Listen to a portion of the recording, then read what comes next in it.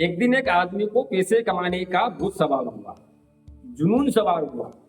मैं भी बड़ा आदमी बनूं, मेरे पास भी गाड़ी रहे, मेरे पास भी बड़ा भारी बंगला रहे। वो आदमी परिश्रमी था, पुरुषार्थी था, मेहनती था। उसने अथक परिश्रम किए, मेहनत की, प्रयास और अभ्यास नहीं छोड़े। वो सफल हो गया।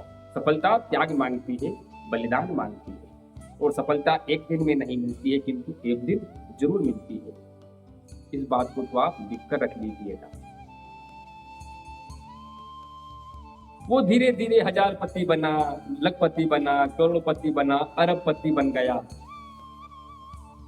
बहुत बड़ा आदमी बन गया। गाड़ी घोड़े, मकान, जायदाद, सोना चांदी, बंगला होंगला, सब कुछ उसके पास में था। ये पूछे कि उसके पास में क्या नहीं था? 7 पीढ़ियां आराम से बैठकर खावे, इतना था। उसका एक लौता बेटा था, एक ही पुत्र था। पत्नी पहले दिवंगत हो चुकी। सेठ जी की वृद्धावस्था आने लगी, बूढ़े होने लगे।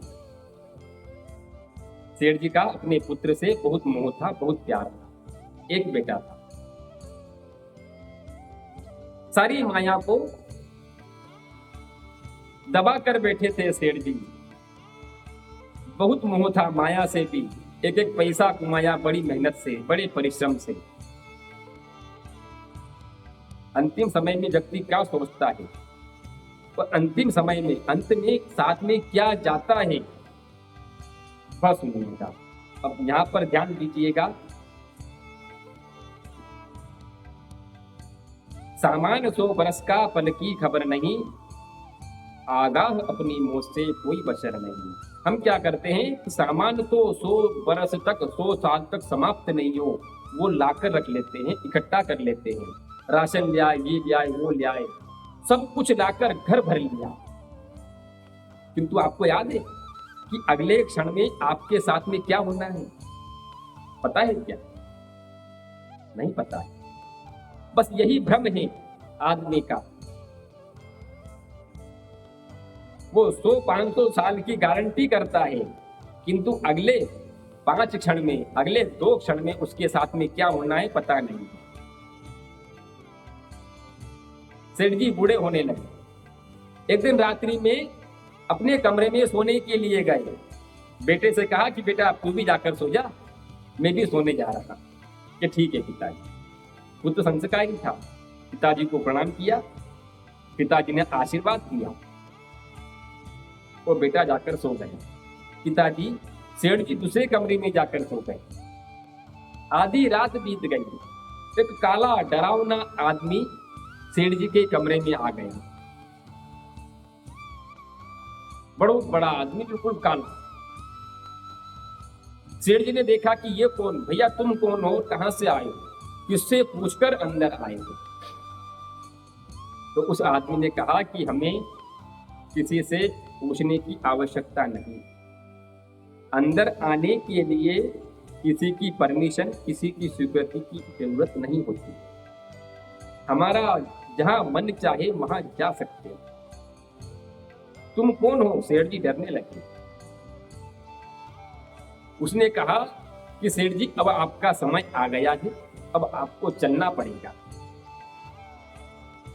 सेठ जी बोले कहां चलना पड़ेगा? कि सेठ जी जहां सब लोग जाते हैं, पहले भी जाते रहे थे, अब भी जा रहे हैं, आगे भी जाएंगे, आपको भी वहीं चलना है। सेठ जी डरने लगे, रोने लगे। अकेले थे, गिड़गिड़ाने लगे। सेठ जल्दी जल्दी कीजिए, समय निकल रहा है, केवल कुछ समय आपके पास में है। सेठ जी समझ गए, चतुर आदमी था, समझ गए कि कौन है ये। वो भूत यमदूत था, यम का दूत था। सेठ जी को लेने के लिए आया था। इनका समय पूर्ण हो चुका था। सेठ जी जल्दी कीजिए। सेठ जी रोने लगे, गिड़गिड़ाने लगे, हाथ जोड़कर निवेदन करने लगे, कहने लगे कि रिश्वत ले लीजिए। उन्होंने कहा कि हमारे यहाँ रिश्वत नहीं चलती है, आधा पैसा ले लीजिए। जमदूत ने कहा कि मुझे पैसों का मोह नहीं है। पैसों का क्या करूंगा? ऐसा कीजिए, पूरी दौलत ले लीजिए, मेरे पूरे जीवन भर की कमाई ले लीजिए। यमदूत बोला कि मुझे इन चीजों की आवश्यकता नहीं है, मुझे केवल तुम्हारे प्राण चाहिए। मैं तुम्हारे प्राण लेने के लिए आया हूं सेठ जी। कुछ समय, 2 क्षण बचे हैं आपकी मृत्यु में, जो करना है जल्दी कीजिए।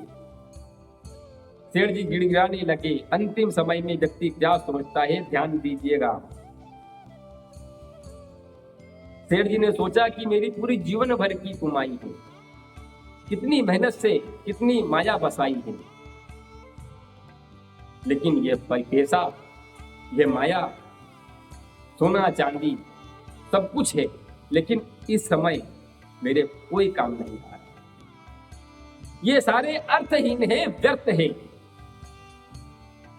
जो मुझे ही नहीं बचा सक रहा है। ऐसा पैसा क्या काम का?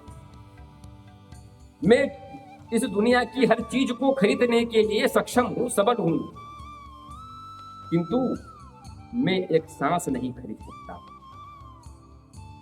मैं मेरा जीवन नहीं खरीद सकता। अपने पुत्र को आवाज दी, बेटा इधर आ। पुत्र जगकर आया, जल्दी आ बेटा। पुत्र का बेटा घबराता घबराता अंदर आया। बोलिए पिताजी। बेटा डर गया कि ये कौन है?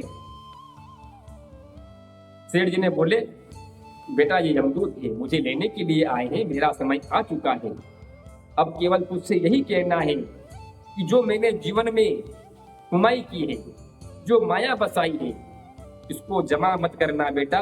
केवल जमा करने में मत लग जाना, इसका भोग भी करना, इसका उपयोग करना, अपना परिवार चलाना, घर चलाना और गरीबों की सहायता करना, सत्कर्म करना।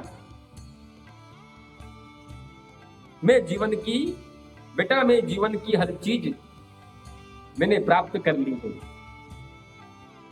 हर चीज को मैंने हासिल किया है इस माया के द्वारा, इस पैसे के द्वारा।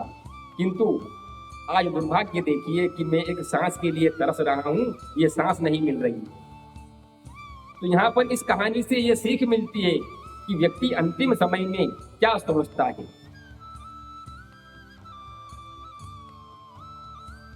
अंतिम समय में इन चीजों को सोचना बंद कर दीजिए।